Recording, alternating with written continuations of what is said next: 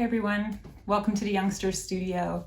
Thank you so much for joining me for this week's activity. My name is Hannah Waiters and I'm an artist and a writer located in Redwood City of the Bay Area, and I'm currently going to California College of the Arts located in San Francisco. My work was recently on view at the De Young Open, which was a marvelous exhibition of nearly 800 Bay Area artists. My work could be found in the first gallery titled Protest Sign, None Have Triumphed Without a Poet. And I made this piece with the intent of capturing the feeling of the Black Lives Matters protests in the summer of 2020. And the piece was a protest sign that was inspired by the form of a viewfinder. And so I was drawing on this idea of looking for places where one can feel like they belong in the Bay Area.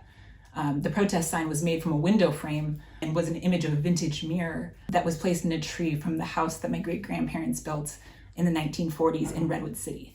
And so today we're going to be creating a viewfinder, or a frame, that will teach us to creatively reflect on how we engage this ever-changing world around us, and how we form these perspectives. And so the work we are going to be creating today is going to be based on my methods that I used with creating this photographic sculpture that was used in my work at the De Young Open. And then you will take this out into your neighborhood and you're going to do a scavenger hunt and shed light on people and places around you that bring joy and that you're curious about. Let's get started. For this activity, you will need paper for drawing, cardboard or construction paper, colored pencils, markers and pencils, popsicle sticks, glue and scissors, and lastly, a picture of a frame or mirror you want to draw. I will be using a Polaroid picture of my sister on the property that my great-grandparents built in the 1940s, and it's me using a mirror to reflect an illusion of a portrait. First, we will be making our viewfinder. Find or capture a picture of a frame or a mirror. If you don't have a printer, you can always use discarded magazines, periodicals, or even old photographs. I'm going to start with a Polaroid picture I took of my younger sister.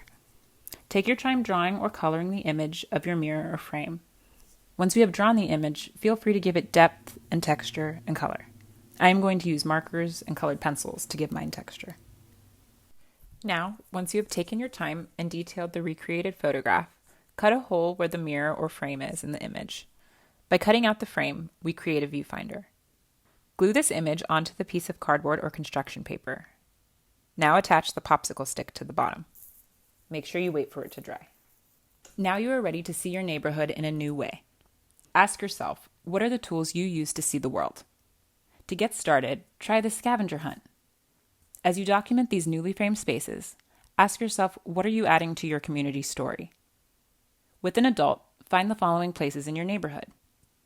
Your favorite family local-owned business. Mine is Chuck's Donuts. A local body of water.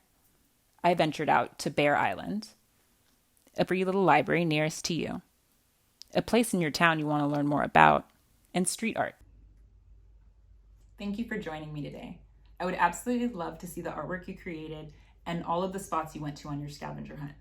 Please don't forget to have an adult upload your images now using the hashtag #DeYoungsters, or you can email images to families@famsf.org.